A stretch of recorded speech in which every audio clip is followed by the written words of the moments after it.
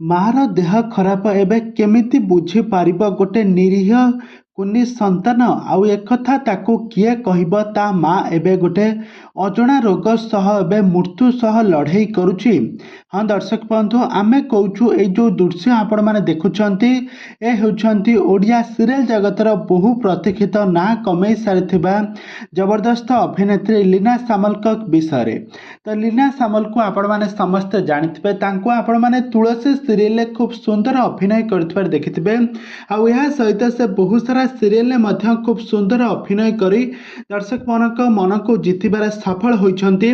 କିନ୍ତୁ ବର୍ତ୍ତମାନ ସମୟରେ ଲୀନାଙ୍କର ସ୍ୱାସ୍ଥ୍ୟାବସ୍ଥା ଏମିତି ଗୁରୁତର ହୋଇପଡ଼ିଛି, ସେ ଏବେ ଏକ ଘରୋଇ ହସ୍ପିଟାଲରେ ଚିକିତ୍ସାଧୀନ ଅବସ୍ଥାରେ ଅଛନ୍ତି।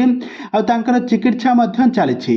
ଆଉ ଆଜି ତାଙ୍କ ପୁଅ ତାଙ୍କ ପାଖକୁ ଯାଇ ତାଙ୍କ ମାଙ୍କ ପାଖରେ ଯେଉଁ ହାତରେ ଯେଉଁ ଇଞ୍ଜେକ୍ସନ୍ ଯେଉଁ ଦିଆ ହୋଇଥିବ ସେ ଇଞ୍ଜେକ୍ସନ୍ ସିରିଜକୁ ହାତ ମାରିବେ। ଆଉ ତାଙ୍କ ମା ତାଙ୍କୁ ବୁଝେଇ ଦେବେ, କହିବେ ଏଇଟା ହୋଇଛି ବୋଲି, ଏମିତି କିଛି ତାଙ୍କୁ ବୁଝେଇ ଦେବେ। ଆଉ ତାପରେ ତାଙ୍କ ପୁଅର ମନ କିଏ ବା ବୁଝିପାରିବ?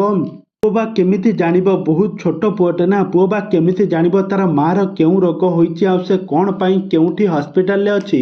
ସେ ତା ମାଙ୍କ ସହିତ ଖେଳୁଥିବ, କିନ୍ତୁ ମାର ଦୁଃଖ କହିଲେ ନ ସରେ। ମା ମନ ଭିତରେ ବହୁତ ଦୁଃଖ କୋହକୁ କାନ୍ଦି କାନ୍ଦି ସବୁ ସହିଯାଉଥିବ, କାହିଁକିନା ତାର ପୁଅ ଆଉ କିଛି ସମୟ ଯଦି ହୋଇଯିବ, କାହିଁକିନା ସେ ବି ବହୁତ ଦୁଃଖ ପ୍ରକାଶ କରିବେ। ତାଙ୍କ ପୁଅଙ୍କ ପାଖରେ ରହିପାରୁନାହାନ୍ତି, ତାଙ୍କ ପୁଅ ତାଙ୍କ ଘରେ ରହିଛନ୍ତି, ଆଜି ଆସିଛନ୍ତି ତାଙ୍କ ମାକୁ ଦେଖିବା ପାଇଁ।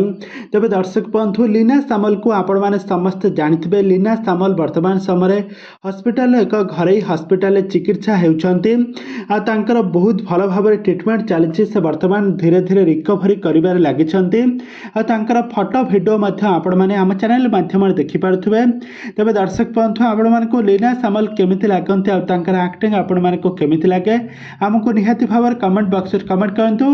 ଆଗକୁ ଏଇଭଳି ଅଲିଉଡ ସମ୍ବଳିତ ବା ସିରିଏଲ ଦୁନିଆ ବିଷୟରେ ଅଧିକ ଖବର ଜାଣିବା ପାଇଁ ହେଲେ ଆପଣମାନେ ଆଜିର ଭିଡ଼ିଓକୁ ପୁରା ଶେଷ ପର୍ଯ୍ୟନ୍ତ ଦେଖନ୍ତୁ।